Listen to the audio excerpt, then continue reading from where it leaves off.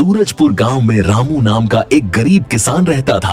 वह अपनी बुजुर्ग मां सावित्री के साथ एक छोटी सी झोपड़ी में रहता था। दोनों का गुजारा बड़ी मुश्किल से होता था। रामू दिन रात खेतों में मेहनत करता और कभी कभी जंगल से लकड़ियां लाकर घर का चूल्हा जलाता। एक दिन रामू जंगल से लकड़ियां लाकर घर लौट रहा था। उसकी मां आंगन में चूल्हे पर रोटियां सेंक रही थी। सावित्री ने चिंतित स्वर में कहा, रामू, जंगल में लकड़ियां भी अब कम हो रही हैं। अगर ऐसा ही रहा तो चूल्हा कैसे जलेगा? रामू ने मुस्कुराते हुए जवाब दिया, मां, चिंता मत करो, भगवान कोई न कोई रास्ता निकाल ही देगा। खाना खाते समय रामू की मुलाकात गांव के सेठ मुरलीधर से हुई।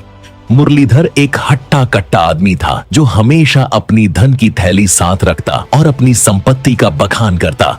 उस दिन भी वह अपनी पुरानी आदत के चलते शिकायत कर रहा था, हाय, ये जुकाम मेरा पीछा ही नहीं छोड़ता। अरे रामू, तू सुबह सुबह जंगल में कहां जा रहा था? रामू ने विनम्रता से जवाब दिया, सेठ जी, बस लकड़ियां लेने गया था।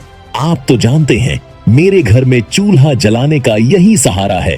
मुरलीधर ने हंसते हुए कहा, हाँ हाँ रामू, अगर कभी लकड़ियों की जरूरत पड़े तो मुझे बता देना। रामू ने मौका देखकर कहा, सेठ जी, मेरी माली हालत तो आप जानते हैं। घर में अनाज का एक दाना भी नहीं है। माँ को भूखा कैसे रखूं?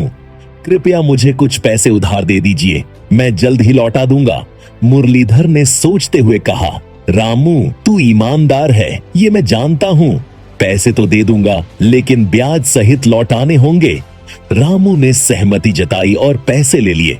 घर लौटकर रामू ने सारी बात अपनी माँ को बताई। सावित्री ने आह भरते हुए कहा, बेटा, अगर तेरे पिता आज होते तो हमें ये दिन न देखने पड़ते। वे गांव में सबसे स्वादिष्ट समोसे बनाते थे। उनके समोसों का स्वाद ऐसा था कि लोग उंगलियां चाटते रह जाते थे। रामू ने उत्साह से कहा, माँ, मैं भी वैसा ही करूंगा। पिताजी की तरह मेहनत और लगन से समोसे बनाऊंगा। देखना, मेरा नाम भी गांव में होगा। रामू और सावित्री ने मिलकर समोसे बनाना शुरू किया। मेहनत और प्यार से बने समोसे तैयार हुए और रामू उन्हें लेकर गांव के बाजार में बेचने गया। वह जोर जोर से आवाज लगाने लगा, आइए, गर्मा गर्म समोसे लीजिए। लेकिन सामने की दुकान पर किशन, जो पहले से समोसे बेचता था, रामू को देखकर भड़क गया। उसने तंज कसते हुए कहा, अरे रामू, मेरी दुकान के सामने अपनी बेस्वाद चीजें बेचने आ गया? यहाँ टिकने नहीं दूंगा। कुछ गांव वाले रामू के पास आए और उसके समोसे खाए, लेकिन स्वाद में कमी की वजह से वे निराश हो गए।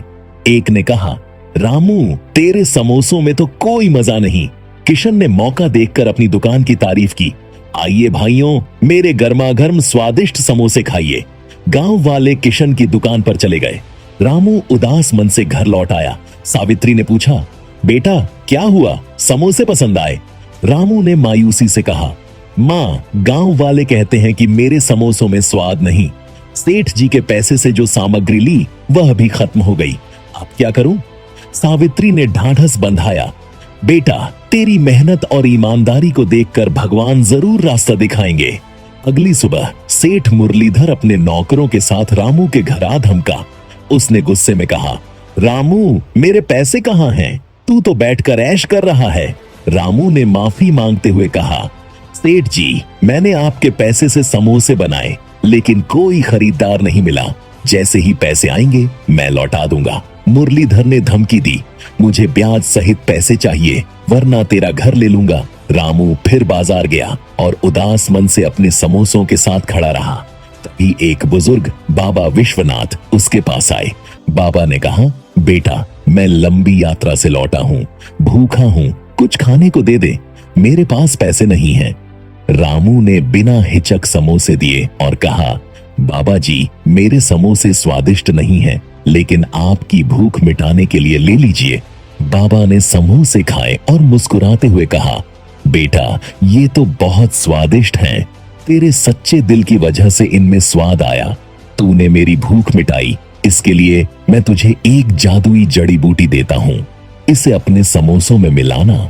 तेरे समोसे गांव में सबसे स्वादिष्ट बनेंगे। लेकिन ध्यान रख, अगर कोई लालची इस जड़ी बूटी का इस्तेमाल करेगा तो इसका उल्टा असर होगा। इतना कहकर बाबा गायब हो गए।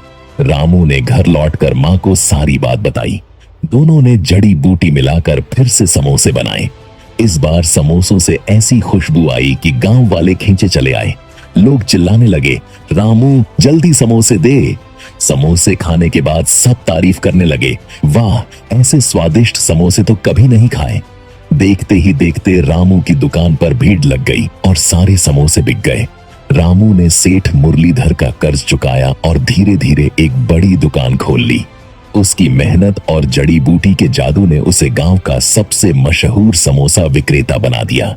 किशन को रामू की सफलता देखकर जलन होने लगी।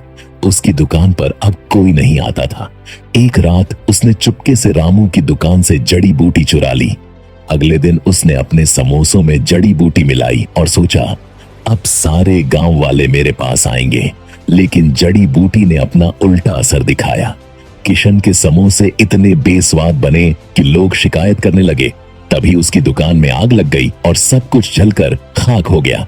किशन ने पछताते हुए कहा, मैंने लालच में आकर गलती की, ये सब जड़ी बूटी की वजह से हुआ। रामू ने दूर से यह सब सुना और समझ गया कि बाबा विश्वनाथ की बात सही थी। लालच ने किशन की लुटिया डुबो दी। रामू और सावित्री ने अपनी मेहनत और ईमानदारी से सुखी जीवन जिया। मेहनत, सच्चाई और नेक इरादे हमेशा फल लाते हैं, जबकि लालच इंसान को बर्बाद कर देता है।